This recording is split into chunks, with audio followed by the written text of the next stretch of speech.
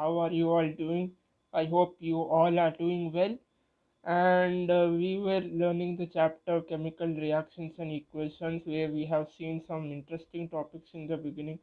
Right? In part one, we have learned that how to what is a chemical reaction basically, and how do we write the chemical reaction in the form of chemical equations. So we saw in the previous part that all the chemical equations are not balanced. They don't have equal number of atoms on both the sides. So in order to balance the chemical equation, there is a step by step procedure which is to be followed. Okay, so we are going to learn that procedure in this part 2 of the chapter. Okay, so without any delay, let's get started. So balancing the equation. Here, let us recall a small concept from our previous classes, that is law of conservation of energy. This is the law that you have learned in your previous classes, right? This law, what does this law states? It states that energy is neither created nor destroyed. Energy खुद ब खुद ना बनता है ना ख़त्म होता है. So see, using the same concept here, we can say that the atoms can also be not created or destroyed just like that. They should be equal on both the sides. So based on this concept, we have to balance the chemical equation, right? The number of atoms on both the sides, the reactant side and the product side, should be equal. It's compulsory that they should be equal anyhow, no matter what. So in order to balance this equation, we have to follow this procedure step by step. Okay. Also, this unbalanced equation can also be called as a skeletal equation, since it is just the backbone of the equation. It doesn't really explain us how many atoms are taking part in the reaction. Okay, after balancing only we will know how many number of atoms are taking part in the following chemical reaction. So let us take an example so that we can balance the equation. Okay, so here is the example that I have taken. The word equation is zinc plus sulfuric acid gives rise to zinc sulfate plus hydrogen. First of all, what should we do? We have to convert this word equation into a chemical equation, right? Using the chemical formula. So for zinc we can write Zn. Sulfuric acid is basically H2SO4, two atoms of hydrogen, a single atom of sulfur, and four oxygens. The combination of these two is giving us zinc sulfate, which is basically ZnSO4. So basically, zinc is replacing hydrogen atoms, two hydrogen atoms, and forming zinc sulfate, whereas hydrogen gas is being liberated. Okay, hydrogen gas is being liberated, H2. So we have written the chemical equation of this word equation. Now what do we have to do? We have to balance the number of atoms on both the sides. Let us first look how. Okay, let us check the number of atoms on both the sides. Let's look the left hand side, the reactant side first. Okay, so here at the beginning we have Zn, a single zinc atom, right, which is adding with H2SO4, which contains two hydrogen atoms, a single sulfur, and four oxygens, right? We have a single zinc, two hydrogen atoms, one sulfur, and four oxygen atoms on the left hand side, the reactant side. Now let us look at the product side of this equation. Here we are having zinc sulfate. In zinc sulfate we have Zn, single zinc atom, sulfur, single sulfur, and four oxygen atoms. With that we have two atoms of hydrogen. So we can see here that on both the sides the number of atoms are equal. There are no differences in the number of atoms on both the sides. are all equal, right? So what can we say from this? See here, I've taken the table. In the table, we have written the number of atoms on the reactant side and the number of atoms on the product hand side. So they all are equal. There is nothing irregular in this. So we can say that the equation is balanced. What does a balanced equation mean? First of all, the number of atoms on both reactant side and product side should be equal, and here we can observe that they are equal, so we can call this equation a balanced equation, right? So here basically we didn't do anything. The equation was already balanced, but all the equations are not balanced like this on default. Okay, we have to balance certain equations. Okay, let's take another example where we have to really balance the equation. So I'm taking another equation which is an example, a chemical equation which is not balanced. In the previous equation we saw that the equation was already balanced, right? We haven't done anything to the equation. So now let's take an example where we have to really balance the chemical equation. So here I am taking the next example. Fe plus H2O gives rise to Fe3O4 plus hydrogen. So basically what is happening here is iron is reacting with water to form iron oxide and hydrogen gas. So let's do the first step of balancing the chemical equation. So we can see that the number of iron atoms on the left hand side and the right hand side are not equal. Just observe this. On the left hand side we are having only one iron atom, but on the right hand side we have three iron atoms. Yes, similarly we are having a single oxygen atom on the left hand side, but on the right hand side there are four. So this is basically a unbalanced chemical equation. So in order to balance this, let's take the step by step procedure which I talked about in the beginning. So here is the first step. Before starting balancing the chemical equation, we have to draw boxes around the chemical formula of each compound, which means that we have to draw a box for iron atom, a separate box for water molecule, a separate box for iron oxide molecule, and a separate box for hydrogen. Okay, so here are the boxes which I have drawn in red color. A single box around iron, a single box around water, a single box around iron oxide, and a single box around hydrogen. After drawing these boxes, we have to keep one important thing in our mind, that we have nothing to do with the uh, formulae which are inside the boxes. All we have to do is outside the box. We have nothing to do with the chemical formulae which are inside the boxes. So let's go to the next step, the second step, where we are listing the number of atoms on both the sides. So we know that on the LHS we are having a single iron, two hydrogen atoms, a single oxygen, whereas on the right hand side we are having three iron atoms, two hydrogens, and four oxygens. So we can see that iron and oxygen are not balanced, but the hydrogen is already balanced, right? So we have to balance these two atoms on both the sides. So let us move on to step 3. So in the step 3 we have to start the balancing the equation by looking at the compound which has maximum number of atoms on both the sides. It may be a reactant, it may be a product, it doesn't matter. We just have to look how many number of atoms are there in the compound. The compound which is having the maximum number of atoms is to be chosen. So in this equation we can see that we are having iron oxide which has 7 atoms, 3 iron atoms and 4 oxygen atoms.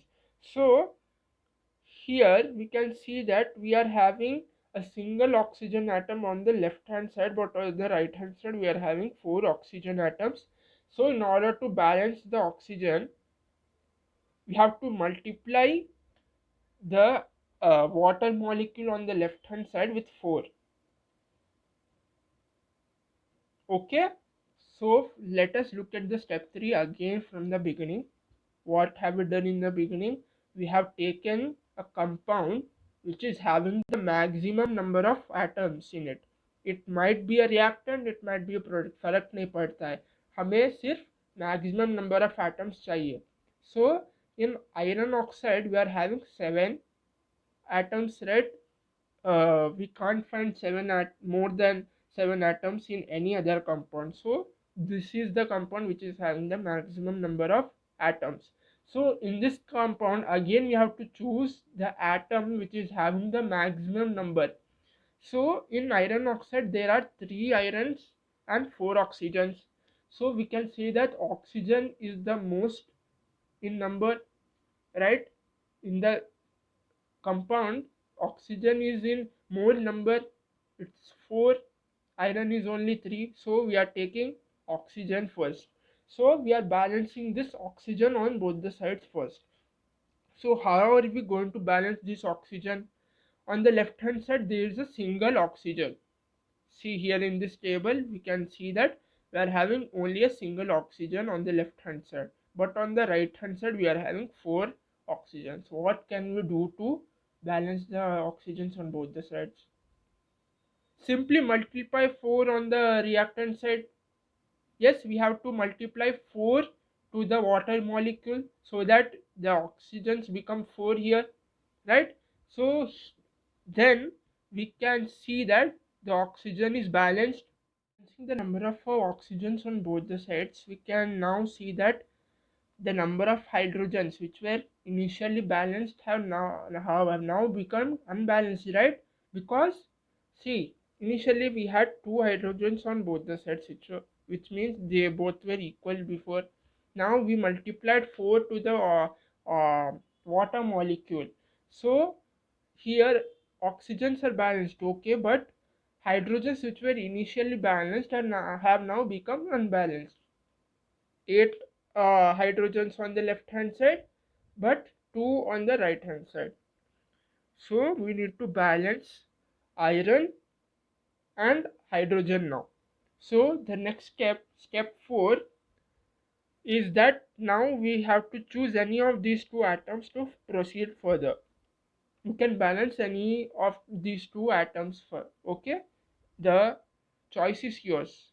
So I am choosing hydrogen here. So let's see how many number of hydrogens are there now. I just said there are 2 hydrogen atoms on right hand side but 8 hydrogen atoms on left hand side. So in order to balance these hydrogens, what can we do now? On left hand side we are having 8, okay, on the right hand side we are having 2. Okay, how to make the number of hydrogens 8 on the right hand side? You can simply multiply it with 4. 4 into 2 is 8, right? So we can balance the number of hydrogens on both the sides. So we simply multiply 4 to the hydrogen which is on the right hand side. So now we have balanced the hydrogen atoms also. Now what is left? Only iron is left now. After the balancing of hydrogens, we get this equation: Fe plus 4H2O gives rise to Fe3O4 plus 4H2O. Now we have to balance the iron, which is the last atom to be balanced in this equation. So this is step 5. Again we are examining the equation and we can see that iron is still not balanced, right? We are having a single iron on the left hand side but 3 iron atoms on the right hand side. So in order to balance this, now again what can we do? we can multiply 3 to the iron atom which is on the left hand side, so that we can make 3 iron atoms on both the sides, right? So we multiply 3 to the iron on the left hand side and balance the iron as well. So finally we check the number of atoms again. Let's check it in the balanced equation. Okay, 3 irons on the left hand side, 3 irons on the right hand side. Okay, fine.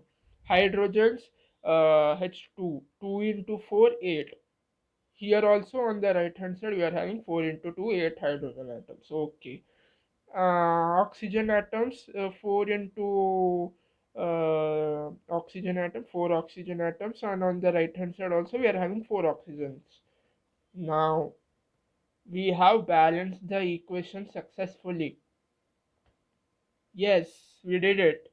We have balanced the unbalanced equation step by step, slowly. Okay. Now this method of balancing chemical equation is called as hit and trial method, because we are making trials. We are making different multiplications. We are multiplying it with different numbers so that we make the number of atoms equal on both the sides, right? So basically this method of balancing the chemical equation is called hit and trial method. So this was balancing the equation. Now what more can we do to this equation? Let's see that in the step 7, writing symbols of physical states. Now the compounds which are taking part in this chemical equation, and all the compounds are not in the same state, right? They might be situations where there are different states of different compounds, right? So in order to represent that physical states, we write small notations below the chemical compounds. So in the above reaction we can see that we have taken iron and water. Iron is solid, so we write a small s below the iron. See this, I have written in the brackets a small s below the iron, right? Similarly, we are taken water here. Water here is not in the liquid form. A point to be noted that water here is not taken in liquid form, but it is taken as a water vapor. So we have written small g in the brackets below water. Similarly, the product formed iron oxide is also solid. So we have written small s in the bracket, and the hydrogen gas is liberated, right? So again we have denoted it with G. So this is how we can make a chemical equation more informative, because they are giving the information that the following compounds are in the following physical states. Iron is solid in state, water is taken as steam, water is taken as water vapor, so we denote it with G, and the products formed are a solid and a gas. Iron oxide is a solid, whereas hydrogen is a gas, right? So this was step 7, where we are making the chemical equation more informative. Now let us move forward. There are some times that some certain reactions occur only on fixed conditions, like fixed temperatures, fixed fixed pressures, and some certain reactions take place only in the presence of certain elements only. So in order to show that, what can we do? For example, I have taken these two reactions. Carbon monoxide, CO, reacts with hydrogen gas to form alcohol. So this reaction basically occurs only when the pressure is 340 atmospheres. Atmosphere is the measure of pressure, okay? So when the pressure is when the pressure is 340 atmospheres, then only this reaction can take place. In other pressures it doesn't take place, okay? Similarly, the process of photosynthesis. Now, who doesn't know photosynthesis? You know that photosynthesis occurs only in the presence of sunlight and chlorophyll. If they are absent, the reaction won't occur, right? So these are the conditions of the reaction which are to be written on the arrow, right? We have written an arrow between reactants and products, right? Now we have to write the amount of pressure, the amount of fixed pressure, amount of fixed temperature, and the catalyst, the extra elements which are to be present in the reaction to take place. So 340 atmosphere, I have written the pressure, the amount of pressure that has been taken to uh, uh, proceed with this reaction. You have written 340 atmosphere on the arrow. Similarly, in the process of photosynthesis, I have written the extra uh, elements that are taking place in this reaction, which are sunlight and chlorophyll. So these two steps are uh, increasing the information that that a chemical reaction can provide to, right? So this was the balancing the chemical equation. Yeah, we have done it successfully. Okay, so now it's practice time. See, this topic requires a lot of practice. Without practicing this topic, you can't solve the questions that come in your exam. So I have given you a few chemical equations here, word equations actually. So read these word equations and try to write them in the form answers in the comment box below. Okay, so that's it for now. For this part, we have, what have we learned? We have learned a very important topic in this part. We have learned how to balance a chemical equation, right? If you have liked this explanation, please give it a big thumbs up, like my video, and comment down in the comment box if you have any suggestions, queries, right? And don't forget to hit that bell icon for the notifications of the videos that we are going to upload. So thank you. We are, don't forget to subscribe my channel. Okay, thank you guys. Bye bye.